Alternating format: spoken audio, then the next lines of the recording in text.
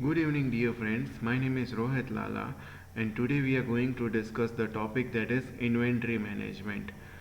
So, inventory plays a vital role in production. If there is less inventory as required, then our production would be stopped due to lack of inventory or lack of goods. If there is a more inventory, then what happens there would be more investment in it, and there would be more storage of it. So a company has to decide the policy to maintain the inventory, and today we will discuss that in our topic.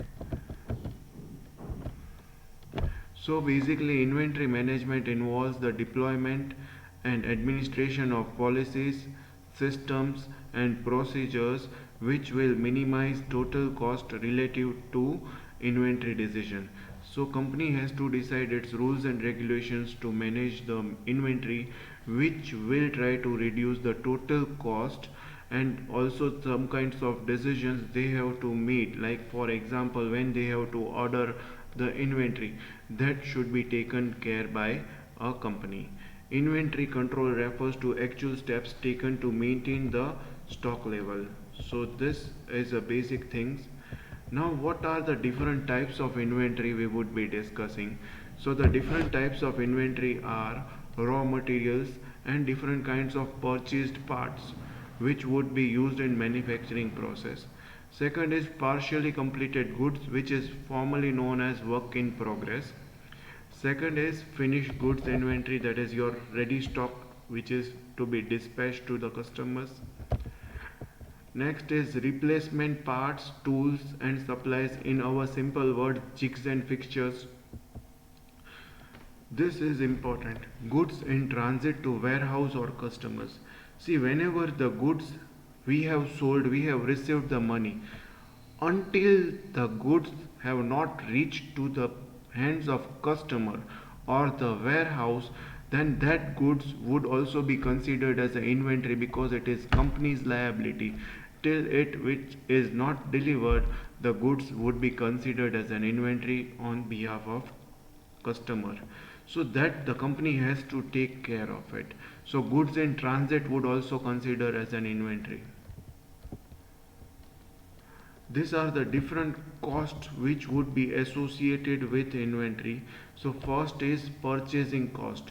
Whenever we just gives the order, we buy the goods, at that time the placing of order, or you can say whenever we purchase the goods, that would include some kind of transportation cost. Now ordering cost, whenever we just place the order or inspect the goods whenever we receive it, that type of cost would be considered as ordering cost. Second is carrying cost, which is formally known as holding cost. So which includes the opportunity cost of investment. If we have not invested in inventory, then we can use that money in other place or in other department, so that would be considered in a carrying cost. And different kinds of cost associated with the storage, like rent of warehouse or something like that. This is again an important cost, which is stock out cost. Stock out cost occurs when the stock or organization runs out for a particular item for which there is a customer demand. In simple term, like if there is no raw material, there is out of stock of raw material, we cannot manufacture. Same way, if customer is demanding and if we cannot deliver the goods, customer will not wait. Customer will find the alternate. Like if you are not having a product, he will find the substitute product or same product and buy from other shop. So that is again an important cost, that is stock out cost. Quality cost, this kind of cost is directly associated with the customer. If the customer has a specific assumption for a product or a service, then that should be performed. Like for example, mobile, if mobile can do basic task, basic features what we have described, and if it is delivering that things, then the customer would be happy. So quality cost of a product or service is its lack of conformance with pre-specific standards. Like many a times you are saying that this mobile is IP68, that is waterproof and dust proof. The people are testing by putting that mobile in a water. So then if it is working, then they are happy. If doesn't, then that is again considered as a quality cost, because they will just tell to the people that this type of mobile is not a IP68, so you are not having a quality conformance. So that will spoil the reputation of a company in a market. Objectives or importance of inventory management. Why we are managing the inventory? What are the objectives of inventory management? So first is to meet anticipated demand.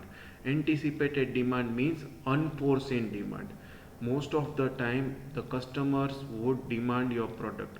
You cannot just force, you can forecast the demand, but you cannot predict it 100%. So to meet any anticipated demand, we have to keep some kind of inventory.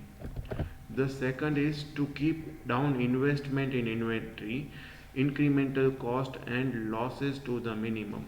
Most of the time we know that our inventory should not be having a more cost. Like if I should not keep more amount of inventory, otherwise what happen, it would increase my inventory cost. So that type of cost should be reduced, and you should try to keep your inventory at standard. Like for example, if the demand for a product is 100 units, you try to keep 120 units, you don't keep 200 units. Otherwise what happens, your cost, if the goods are not sold, then it would be spoiled. If it is not having a longer life, then it would be spoiled. And so due to that reason, you have to keep your goods as per the requirement. To smooth down the production requirement by maintaining adequate level of raw material for inventory. If there is a continued flow of inventory, then there would be a smooth flow of production, and due to it you can maintain the requirement of manufacturing production or manufacturing department. To protect against stock out, as I said, if there is a stock out, then the project has to be stopped or plant has to be stopped, and again it should be restarted, so it would be costing more.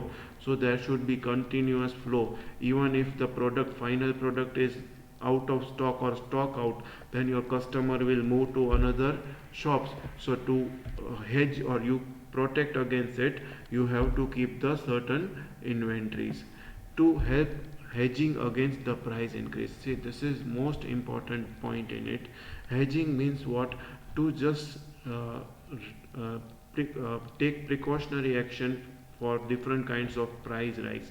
Like nowadays the crude oil price was very low, so Reliance companies have purchased in a bulk, and now what happens, the crude oil price increases, then Reliance would be having its own manufacturing cycle and own inventories, so now they will not purchase. So sometimes you have to hedge the price, you have to try to make the profit from the different fluctuations. So that is again important to maintain the inventory. To achieve the satisfactory levels of the customer service, it is again an important thing. You have to achieve different kinds of satisfactory level of customer by providing them on time delivery, by providing them proper product on time. Now there are two types of demand. There is the dependent demand and independent demand. So dependent demand and independent demand clearly, I would explain from the example. So if I am having my own car, and if I am buying a wheels, then that is independent demand. That is not a dependent demand, because I am buying for my personal use. But dependent demand means derived demand. Like for example, if I am having a car manufacturing company, and if I require a tires for my assembly, then that type of demand would be considered as a dependent demand. Students, it is important, in 1 mark they can ask what is dependent or independent demand. So in short, I would say, if it is individual demand, then it becomes independent demand. Like for example, tires would become a finished product for my car. But if I am manufacturer and if I am manufacturing a car, So I would be manufacturing more car, I would be buying in bulk, so that becomes a dependent demand for tire if I am using a tire as my raw material. Now two types of inventory methods. So there is two different types of inventory method. First is fixed order quantity model, which is also known as EOQ model or Q model, and second is fixed time period model, which is formally known as P model. We will understand both of them one by one. So first is fixed order quantity model. So constant amount of order inventory declines to a predetermined level. Like for example, a checkbook or a stationery office, or you can say a petrol or a fuel in your Activa or a car. So most of the time you would be seeing the order would be constant. For example, checkbook, if there is a 20 leaf, you would be having a reserve page, that is on 18th leaf. If you use it on 18, after 18 leaves only 2 leaves would be there, and at that time one page would be there to just ask for a new checkbook. Stationery in an office, or you can say our Activa, whenever we are using our Activas, there is one kind of reserve red symbol. If the fuel goes below that, then we would be ordering the petrol, we would be going to gas station and we would be just fueling up. So every time the same model is followed. So that type of model is fixed order model. In Activa, if you fuel it full tank every time, then it becomes a fixed order quantity model. Now we would be seeing the economic ordering quantity. So basically this is a definition of economic ordering quantity. It is defined as the optimal quantity of orders that minimize the variable cost required to order and hold the inventory. See here, the two different things has been given important. There are two types of cost. One is ordering cost and second is holding cost. Whenever we just place a order and if there is a cost, so that type of cost is again considered as ordering cost. Whenever we just hold the inventory, like for example, whenever we carry the inventory in our warehouse, then that type of cost is considered as a holding cost. So now EOQ tries to minimize the ordering cost and holding cost by seeing the optimum quantity which is to be ordered. So now there are certain assumptions of economic order quantity model. So first is that demand should be known and it should be constant. Maximum time you should, like for example, if you are in a manufacturing process of any other things like tire or anything, you should know that what kind of amount of raw material required to produce this amount of tires. Next is ordering cost should be constant. Whenever you place one order or 10 order, the ordering cost should remain constant. The ordering quantity arrives in a single shipment. This is again an assumption that whenever you just order it, the order quantity, whether it is 1 unit, 10 unit, 1000 unit or 10,000 unit, it should arrive in a single quantity. Next is no discount or no quantity discounts are available. You have to pay as what the supplier charges, and all the demand would be met. There should be no shortage. So these are the assumptions. After seeing these assumptions, we can apply our economic ordering quantity model. So this is our graph. Maximum time, what happens if the, see, if we place more or more goods, then what happens? Our carrying cost is increased. If we place more number of orders, then cost is increased. But if we place more quantity order, like for example 2 order, 3 order, then our cost is reduced to certain extent. So when we give the order in a bulk, the number of orders would be reduced and our cost is reduced, but at that time our holding cost would be more. And this is a curve of total cost. So here where the ordering cost and carrying cost is intersected, that point is basically known as economic ordering quantity. So this is the thing. Now we would be seeing the fixed time period model, that is our P model. So an order is placed for a variable amount after a fixed passage of time. Like for example, fixed time would be 3 months. or a semester. In college, like for example, like textbooks are ordered after a semester. The semester would be of 6 months, so at every 6 months they are giving the order for the textbook. This is a basic difference between P model and Q model. Students, this is again an important aspect. It can be asked, so just pay attention. So P model and Q model. Q model means quantity model, that is EOQ model, and P model means period model. So here we will just bifurcate it like on the basis of ordering quantity. So in Q model, EOQ, that is your quantity model, there would be a constant orders. Like for example, as I have said, in your Activa, if you are doing full tank, whenever it goes near reserve, if you are doing full tank, then every time your order would be constant, your quantity would be constant. But in case of P model, but in case of period model, the quantity would be variable. Sometimes would be more, sometimes would be less. Like in checkbook, as I have said, if there would be more demand for the checks, then at that time you have to just ask for a more checkbook. Here the Q model, here the Q model ordering period would be variable. As I said, whenever your Activa would having a reserve, at that time you will just refill it or refuel it. The same way in just following Q model, the ordering period would be variable. Whenever there would be a reorder level, at that time you have to order. But in P model or period model, it would be constant. Every time you would be having a, like for example, semester. So every time 6 months you have to order the goods. Now when to place the order? In Q model, when inventory position drops to reorder level means our reserve level. And when to place in P model? When the review period arrives. If the review period of 3 months, then after 3 months. If review period is 6 months, then at the end of 6 months you have to review it and you have to place the order. Record keeping. So whenever you are just recording it, like in Q model, whenever you are withdrawing and whenever you are adding the material, at that time you have to record it. But in P model, it is only calculated or counted on the review period or review time. Whenever the time comes, at that time you have to record it. Possibility of out of stock or stock out. So obviously in Q model we are having reserve stock, so there is very less chance of stock outs, but in P model there would be high chance of stock outs. Again I am moving to next topic, that is size of inventory.